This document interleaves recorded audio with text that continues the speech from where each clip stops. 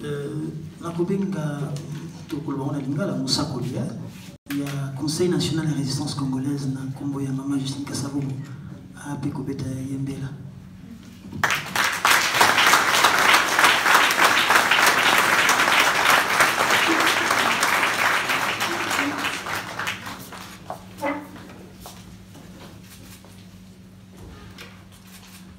Mbote na bino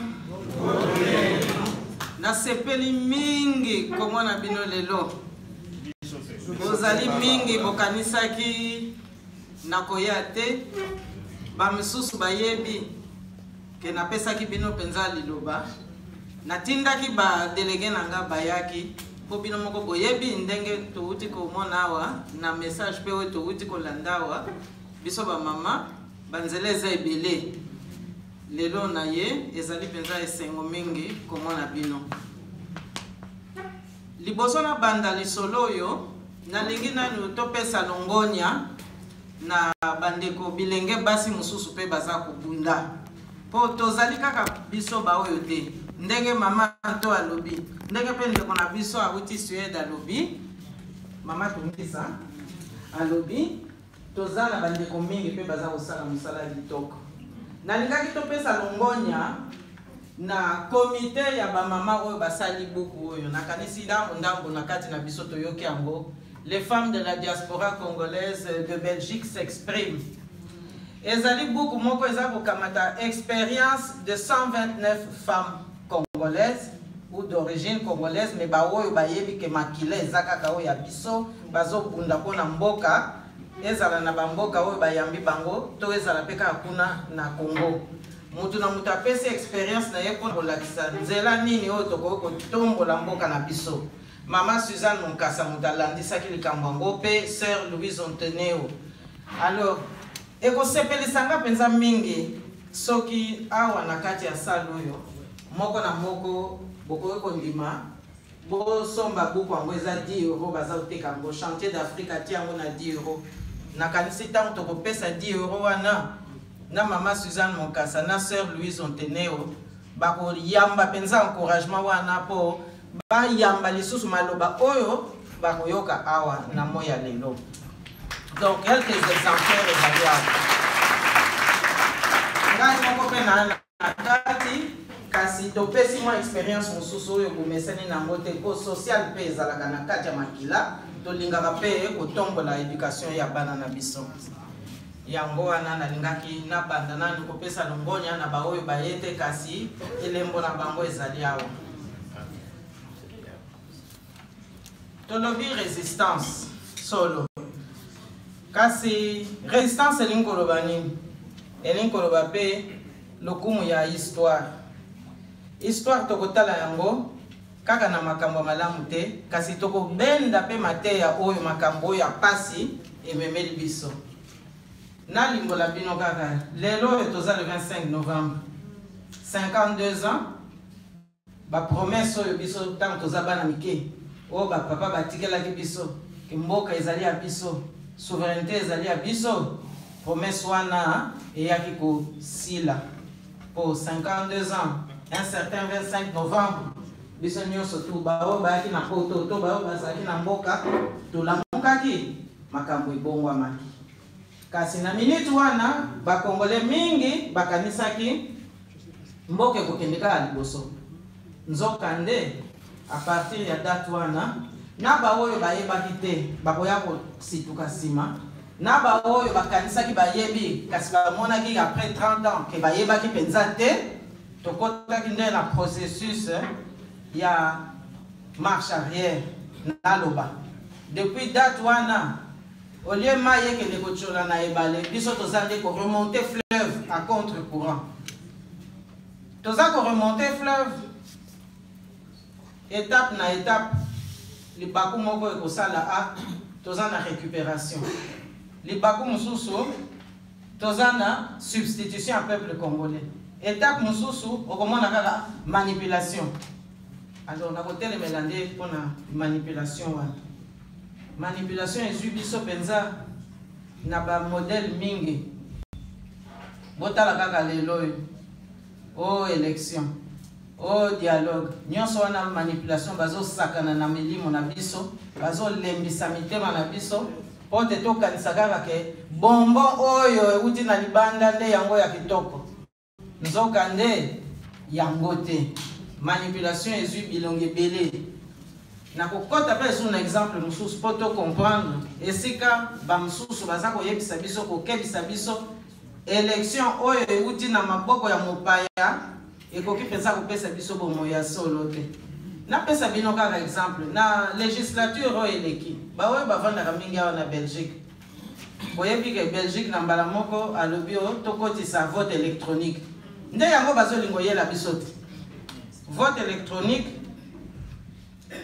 Mais mon appareil est allé en panne. On a bakendaki ko sukola lipumo ya ba appareil wana bona ko la ba mouyi. Soki ko koye ba sus. Alors, ba yela biso biso ba élection na ba serveur na bango. Donc on dit que tant que mon paya, tant que communauté internationale ya modèle moko ya oyo zo lekela na capitale oyo tozali, bazo yela biso ba élection ko simba. Bango basali nano prise de conscience de que kolona bango est comme une souka. Bazana nous kaka ko recruter bande na biso. Alors yango na ngai na lingaki masolo ezana ngo mingi makambo koloba ezali mingi kasi na yebi ke tango eza moke pona lelo. Mais eza kosenga tozwa courage. Ndenge mama nto aboti kolobawa auto kebisa biso awa pona makambo Kagame to betela ngo sete, donc il faut to avorter Kagame.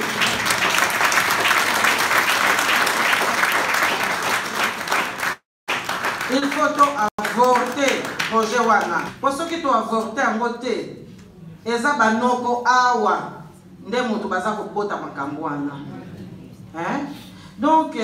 ton dimate que au CPAS nde bomoy. CPAS ezaka ka mbongo yo bazwaka na mboka na biso.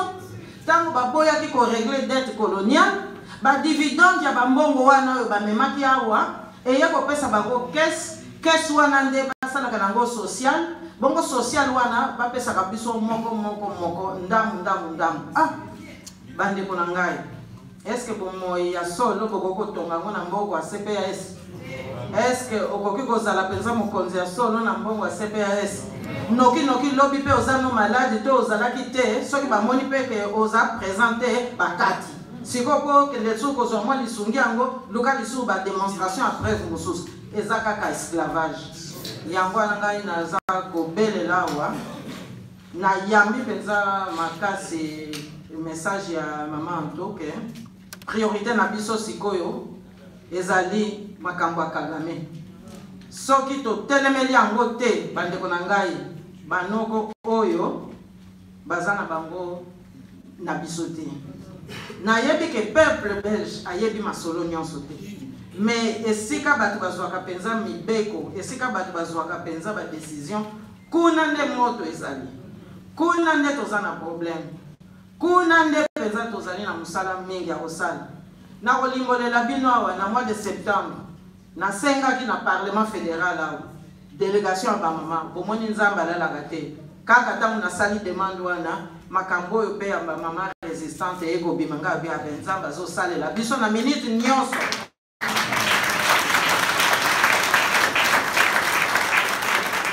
Na kendaki komona professeur Delpéré po aza encore na souci ya mboka na biso atangisaka o boshaka alela penza komona ndenge boshaba koma yebisaka ngango mbala na mbala nalobi na yebo bongisa na kolinga penza na sala makasi délégation ya ba mama to ya penza ko betela bino lisolo bo tozana biso na besoin ya koboya coopération kasi to lingi vérité ya situation na biso ya ba mama na mboka eyeba.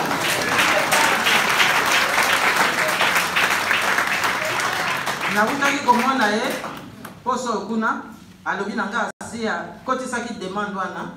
alors ekosenga to lamusa pe bandeko na biso oyo bakoti na ba institution na bango po bayebaka pe rôle na bango po rôle ya ba mama résistante ezaka te ko lamusa ba mama mususu ezali pe ko kebisa bandeko na biso bazali d'origine congolaise o bakoti na ba institution po bango pe bazali na komikosa mingi bango pe bazali na manipulation mingi bomoni Donc,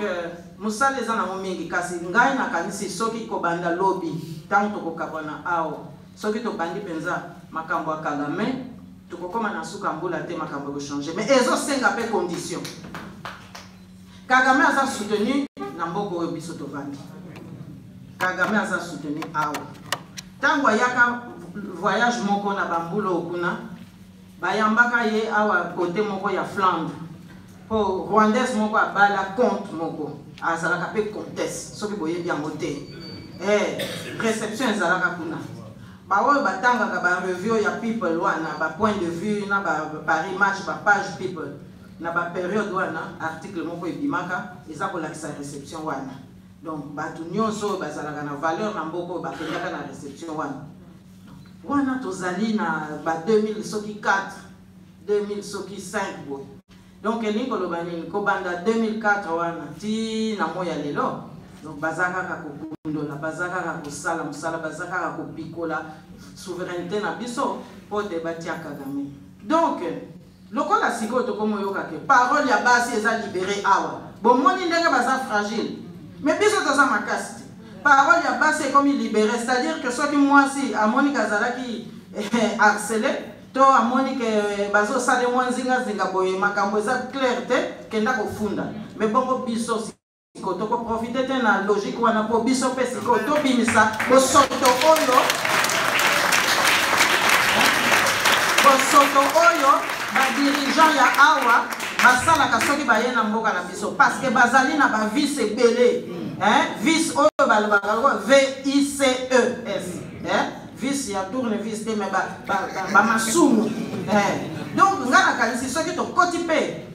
campagne ya information vis-à-vis ya base vis-à-vis ya population belge to yebisa pe bango ya biso pe tozana ba traumatisme pourtant batu na bino bayaka bakende ko encourager ba génocidaire ba oyo baza ko ya ko bengisa biso banzoto parce que voilà na date boye parti politique ya salaki boye na date boye songolo pakala salaki boye mais to banga bango te alors na yango nanga na kanisi soki to sali campagne d'information lokwa bazo kende année électorale to kote la bango sikoyo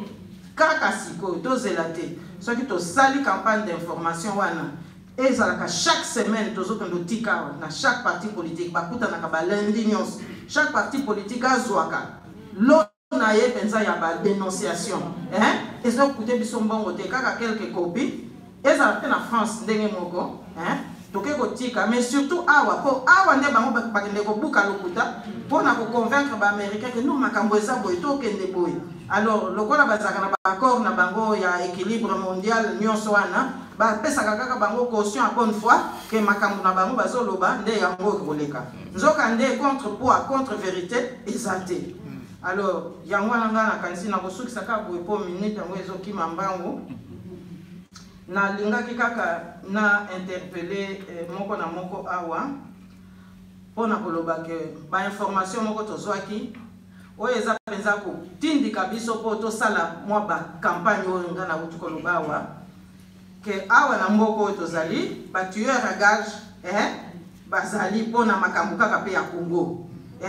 donc tozala penza na ekenge po eza kaka empoisonnement te donc biso nyonso yo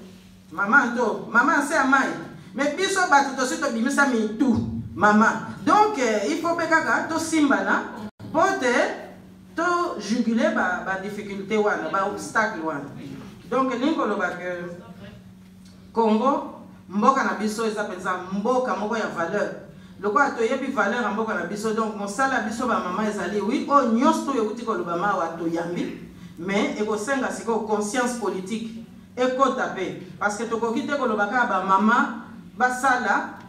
balamba pona ba oyo ba okena front mama pe aza na front ba mama msu pe baza na front donc ba o wana pe ba yeba malamu ko conscientiser yango wana pe za musala eza kozela biso